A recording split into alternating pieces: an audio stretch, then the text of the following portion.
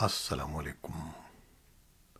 آج منگل ہے، مارچ کی 7 تاریخ۔ پاکستان میں اس شام کے 7، بھارت میں 7:30، اور یہاں ہمارے اسٹوڈیوز کی گھڑیوں میں صبح کے 9 بج رہے ہیں۔ وائس آف امریکہ واشنگٹن کی اردو سروس سے میں ہوں خالد حمید، خبروں کے ایک بلیٹن کے ساتھ۔ پاکستان اور امریکہ کے درمیان پیر کو شروع ہونے والے 2 روزہ انسداد دہشت گردی مذاکرات اسلام آباد میں ختم ہو گئے ہیں۔ ان مذاکرات میں امریکی وفد کی قیادت امریکہ کے محکمہ خارجہ کے انسداد دہشت گردی کے قائم مقام کوارڈینیٹر کرسٹوفر لینڈبرگ نے کی، جبکہ پاکستان کی وزارت خارجہ کے پاکستانی وفد کی قیادت پاکستان وزارت خارجہ کے ایڈیشنل سیکریٹری سید حیدر شاہ نے کی۔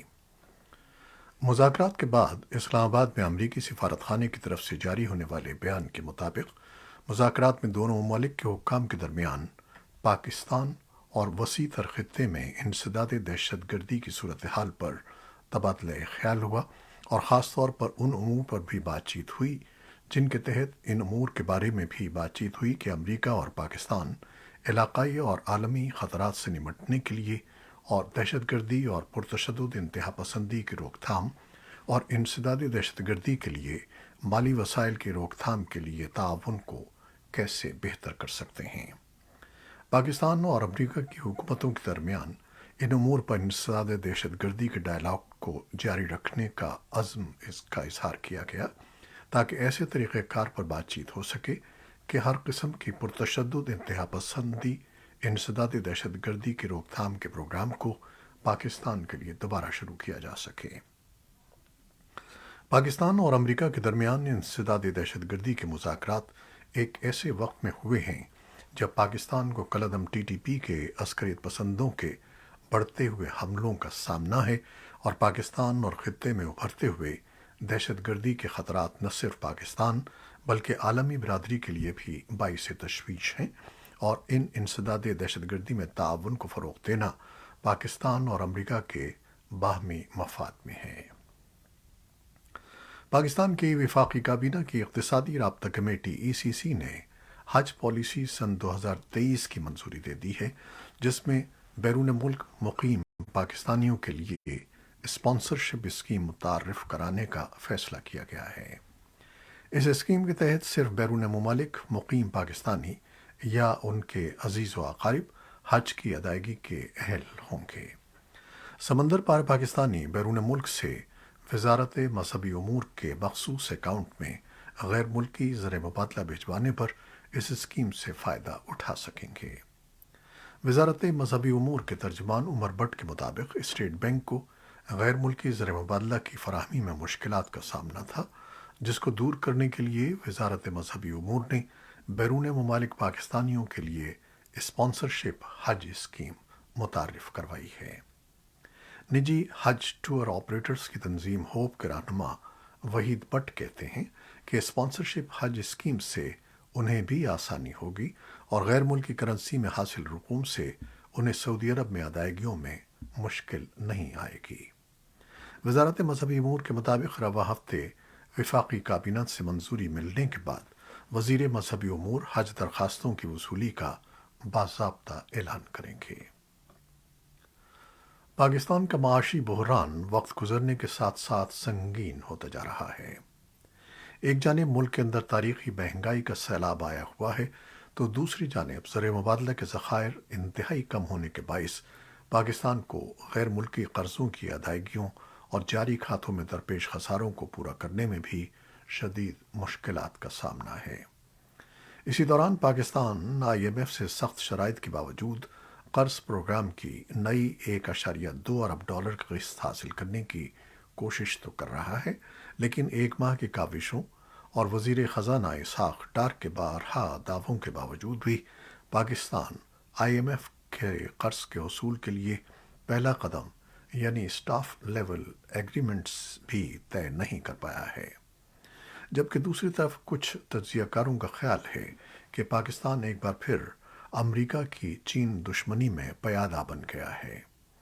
کئی تجزیہ کاروں کو اس رقم کے ملنے کے کوئی فوری آثار نظر نہیں آتے۔ خیبر پختونخوا کے دارالحکومت پشاور کے یونیورسٹی کیمپس میں 2 ہفتوں کے دوران دوسرے اعلیٰ عہدیدار کے قتل کے خلاف اساتذہ، کلرکس اور دیگر ملازمین نے منگل کے روز غیر معینہ مدت تک ہڑتال شروع کر دی ہے۔ ہڑتال سے پہلے پشاور یونیورسٹی کے سینکڑوں ملازمین نے احتجاجی دھرنا بھی دیا۔ قتل کے ان دونوں واقعات میں ملوث ملزمان گرفتار ہو چکے ہیں اور ان کے خلاف قانونی عدالتی کارروائی جاری ہے۔ پشاور کے علاوہ خیبر پختونخوا کے دیگر علاقوں اور اسلام آباد کی قائد اعظم یونیورسٹی میں بھی تشدد کے واقعات حال ہی میں رونما ہوئے ہیں۔ افغانستان کے پڑوسی ممالک کے خصوصی نمائندوں کا پہلا اجلاس منگل کو تاشقند میں شروع ہو گیا ہے۔ تاشقند افغانستان کے پڑوسی ممالک کے خصوصی نمائندوں کے پہلے اجلاس کی میزبانی کر رہا ہے، جس میں ازبکستان، چین، ایران، پاکستان، روس، تاجکستان اور ترکمانستان کے نمائندے افغانستان کی موجودہ صورتحال پر تبادلہ خیال کر رہے ہیں۔ وہ طویل مدتی امن و استحکام قائم کرنے کے ساتھ ساتھ افغان عوام کو انسانی امداد کی فراہمی میں تمام فریقوں کے تعاون پر بھی بات کریں گے۔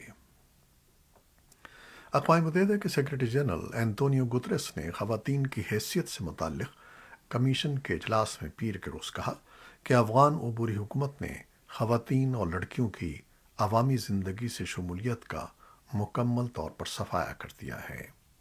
گتریس نے مزید کہا کہ اقوام متحدہ ہر صورت میں افغانستان میں خواتین اور لڑکیوں کے بنیادی حقوق کا مطالبہ جاری رکھے گا۔ اقوام متحدہ کے ڈپٹی سیکرٹری جنرل اور اقوام متحدہ کی خواتین کی سربراہ کے حالیہ دورہ افغانستان کا حوالہ دیتے ہوئے گتریس نے کہا کہ افغان خواتین اور لڑکیوں کے حقوق جائز ہیں اور جب تک انہیں سماجی انصاف نہیں مل جاتا، ان کے حقوق کے لیے جد و جہد ختم نہیں کی جائے گی۔ یورپی یونین کے نمائندے نے بھی اس موقع پر کہا کہ یورپی یونین کو افغانستان میں خواتین اور لڑکیوں کے حقوق کی مسلسل بگڑتی ہوئی صورتحال پر گہری تشویش ہے۔ یونیما کی سربراہ روزا اوتن بائفا اقوام متحدہ کی سلامتی کونسل کو افغانستان کی صورتحال پر بریفنگ دیں گی۔ افغان خواتین، لڑکیوں اور انسانی حقوق کے لیے امریکی نمائندہ خصوصی رینا امیری نے عالمی رہنماؤں سے کہا ہے کہ وہ افغان خواتین اور لڑکیوں کی صورتحال پر توجہ دیں۔ امریکی وزیر دفاع لائیڈ آسٹن نے منگل کو عراق کے غیر اعلانیہ دورے کے دوران کہا کہ ملک میں کام کرنے والی امریکی افواج عراقی افواج کی حمایت اور داعش گروپ کو شکست دینے پر توجہ دے رہی ہیں، ساتھ ہی ساتھ اس مشن کو انجام دینے کے لیے سیکیورٹی کی ضرورت کو اجاگر کر رہی ہیں۔ آسٹن نے عراقی وزیر اعظم محمد شیع السوڈانی سے ملاقات کے بعد صحافیوں کو بتایا کہ داعش کے خلاف ہمارا دفاعی تعاون ہمارے دو طرفہ تعلقات کا اہم حصہ ہے اور امریکہ عراق کی سلامتی اور پورے خطے کی سلامتی کے لیے اس لڑائی کے لیے پرعزم ہے۔ آسٹن نے عراق میں کام کرنے والی اتحادی افواج کو ریاستی اور غیر ریاستی عناصر سے محفوظ رکھنے کی کوششوں پر عراقی رہنماؤں کا شکریہ ادا کیا۔ امریکی افواج اور بغداد میں امریکی سفارت خانہ ایرانی حمایت یافتہ ملیشیا کی جانب سے راکٹ فائر کا نشانہ بنتے رہے ہیں۔ امریکہ کے عراق میں تقریباً 2500 فوجی موجود ہیں، جن کا مشن عراقی فوجیوں کو داعش گروپ کے خلاف لڑائی میں مشورہ اور مدد فراہم کرنا ہے۔ آسٹن نے حراستی مرکز اور شمال مشرقی شام میں بے گھر افراد کے کیمپوں سے عراقی شہریوں کو واپس لانے پر عراق کی تعریف کی اور تمام ممالک کو اپنے شہریوں کے ساتھ ایسا کرنے کی ترغیب دی۔ امریکی محکمہ خارجہ نے کہا کہ گزشتہ ماہ الہول اور روچ کے بے گھر افراد کے کیمپوں میں تقریباً 10,000 افراد موجود تھے۔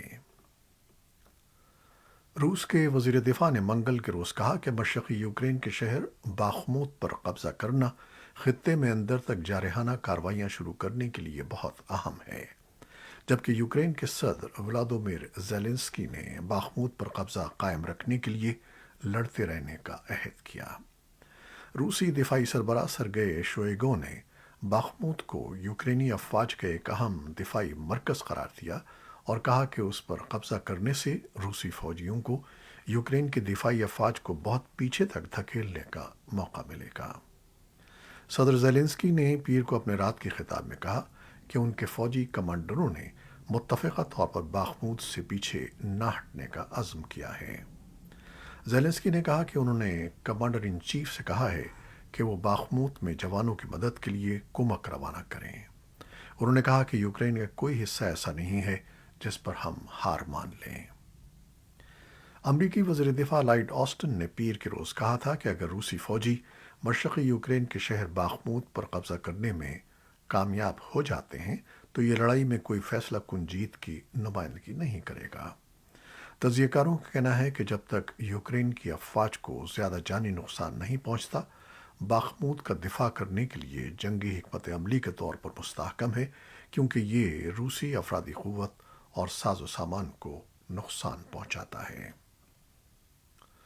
ترکیہ میں 2 ماہ بعد ہونے والے صدارتی الیکشن میں حزب اختلاف کی جماعتوں نے صدر رجب طیب اردوان کے مقابلے کے لیے ایک متفقہ امیدوار کا اعلان کر دیا ہے۔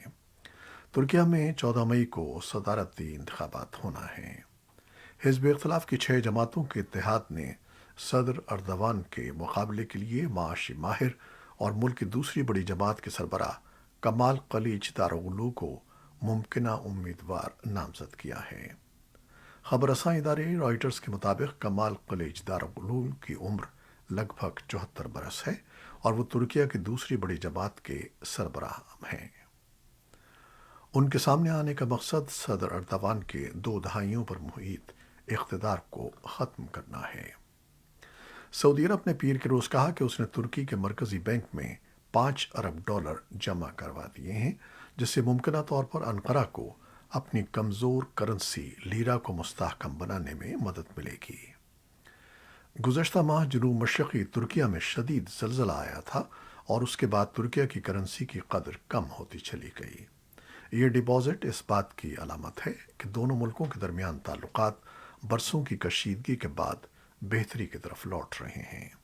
سعودی عرب کی جانب سے یہ ڈپازٹ ممکنہ طور پر اس سال ہونے والے انتخابات سے قبل ترک صدر رجب طیب اردوان کی شہرت کو فروغ دینے میں بھی مددگار ثابت ہوگا۔ سعودی مملکت نے یہ اعلان سرکاری سعودی پریس ایجنسی پر ایک بیان کے ذریعے کیا، جس میں اسے سعودی عرب اور جمہوریہ ترکیہ اور اس کے برادر عوام کے درمیان موجود قریبی تعاون اور تاریخی تعلقات کے ثبوت کے طور پر بیان کیا گیا۔ انہوں نے کہا کہ یہ رقم سعودی فنڈ برائے ترقی کی مدد سے بھیجی جا رہی ہے۔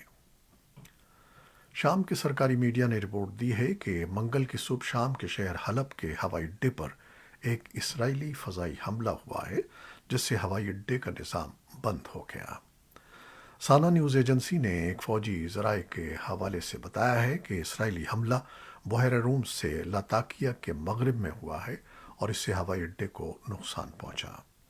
اسرائیلی فوج کی طرف سے کوئی تبصرہ نہیں کیا گیا، جو شام میں اہداف کے خلاف حملوں پر شاذ و نادر ہی بات کرتا ہے۔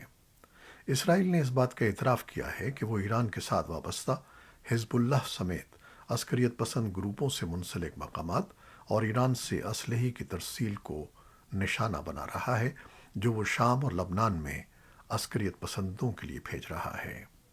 ایران ان الزامات کی تردید کرتا ہے۔